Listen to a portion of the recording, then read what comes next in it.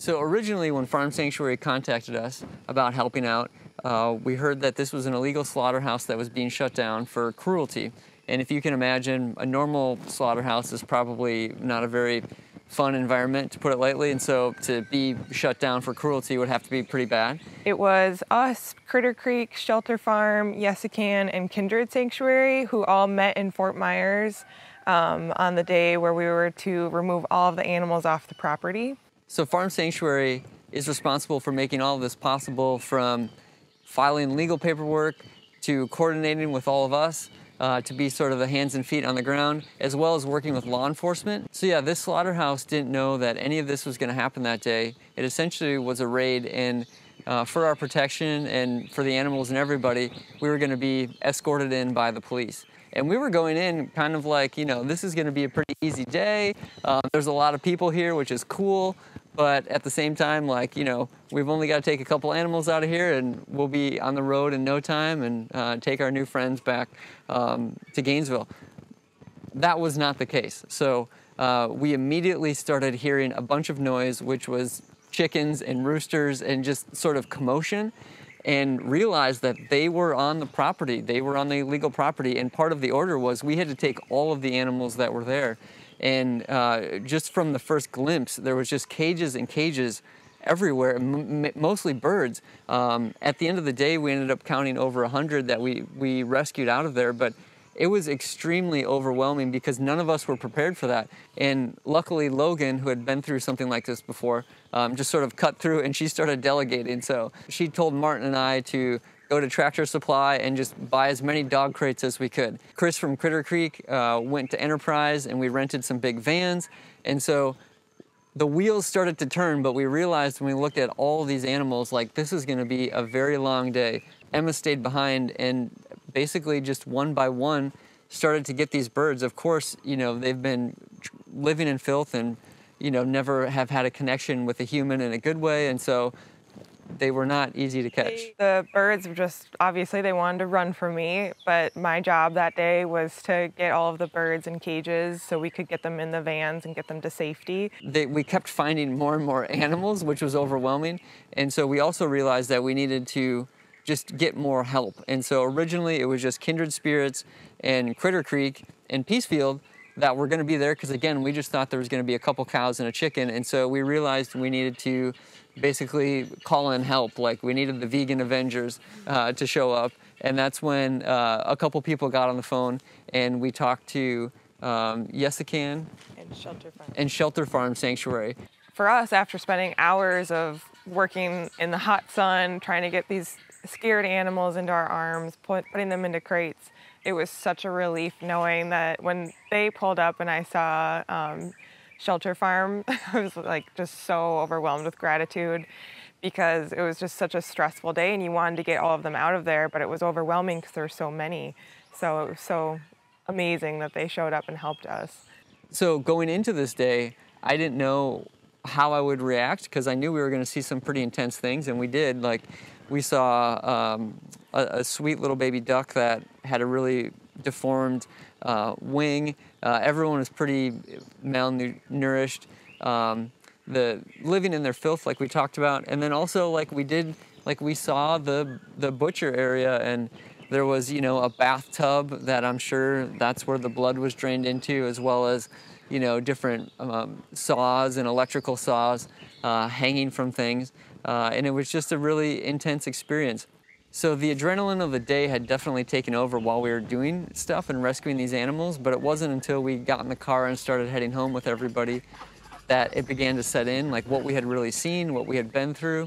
And one of the thoughts that I had amidst all of like the animal sadness and graphic stuff that we saw and just the conditions that they lived in, I was like, you know, I would really think that anybody that would have been with us that day would instantly go vegan, even though, you know, something is plated nice or seasoned and dressed up or comes in a certain kind of packaging or whatever, doesn't mean that this isn't where it comes from.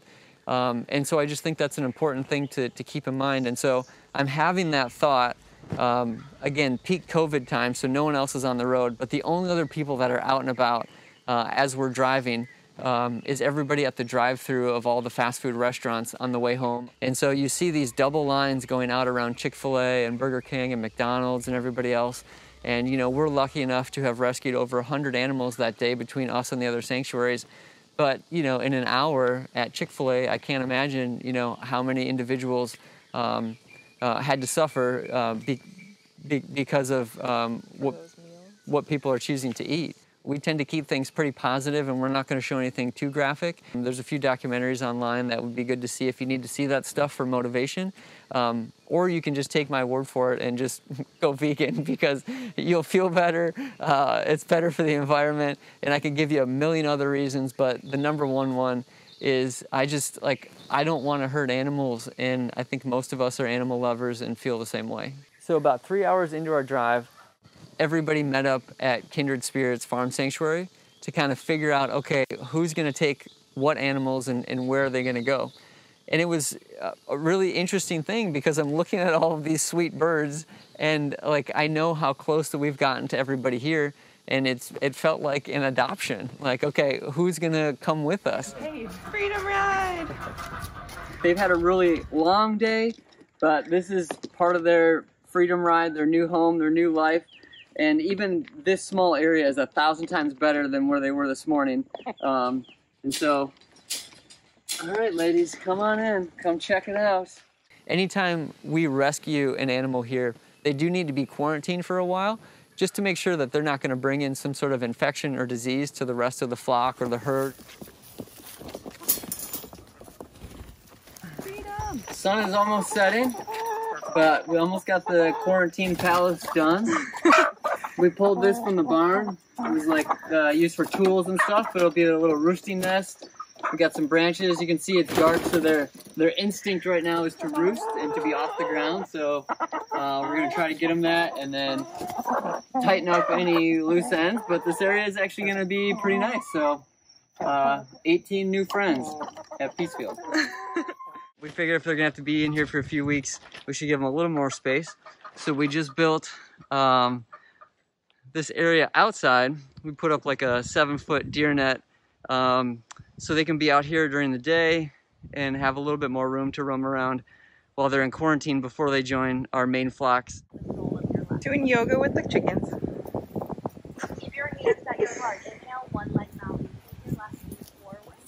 Float your left ankle just below. During that time, while they were quarantined behind the house, we doubled the size, thanks to you guys and everybody's support. We doubled the size of our chicken area, and I like to hang out there. It's pretty nice. Like, they've got a bunch of shade spots under trees they can hang out with. They've got water spots, 2 houses that they can go into at night with automatic doors that go up and down to protect them, as well as a 6-foot predator fence while they're out during the day.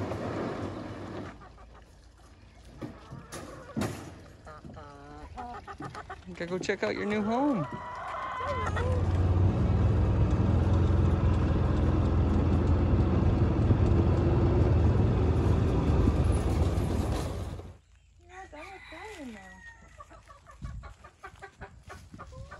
They're calling dibs on where they're gonna sleep.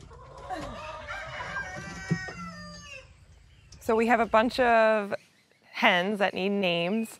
So what we're gonna do, what we did for Wilbur, was you can donate $10 and then you can submit a name, and then you'll have a chance to name one of these beautiful little ladies. It'll go towards, obviously, their vet care, feed, everything goes towards them. Think of this as sort of like the Harry Potter sorting hat. So you'll give us as many names as you want to give us, and then we, like we did with Wilbur, we'll just do a sorting hat over each one, and we'll draw and we'll find out what their name is. So you could donate in honor of somebody. Like if you wanted to ever have had a chicken named after your mom, that would be great. Or a friend, or just a name that you think would be great for a hen. Any of that would be awesome. And of course, like Emma said, all of this money goes directly back to them. We're a 501c3 organization, so it's completely tax deductible, and we run entirely on your support. Nobody here takes a salary, so it'll all go directly to the animals. And if you're looking at us saying, oh, isn't that cool that John and Emma rescued these animals? Yeah, it is cool, but know that you have the ability to do something way cooler than we ever could. If you make the decision to completely remove animals and animal products from your lives, you will save thousands more animals than we ever could here. And so that's definitely the most important thing. Yeah, we would love your support. We'd love you to name a chicken, to share this video, to share what we're up to, but by far is if you can make a change for compassion, so that these type of slaughterhouses don't exist. One of the arguments a lot of times that we'll hear people say is, I do eat meat, but I get mine from a local butcher, or mine's local, as if somehow that makes a difference. This was somebody's local butcher, and it was horrific. And I know that any decent animal-loving person, if they had been there with us that day, it's not something that they would ever want to be a part of again. So we want to end on a happy note because we have everybody here and everyone's doing great. But that really is the most important thing of what we're up to, is just to get you guys to make a change for compassion. So thank you again. And we can't wait to keep you updated, to get all these ladies' names. And we'll post the Harry Potter sorting hat video once we have all of your suggestions. Maybe we'll leave this open for like a week.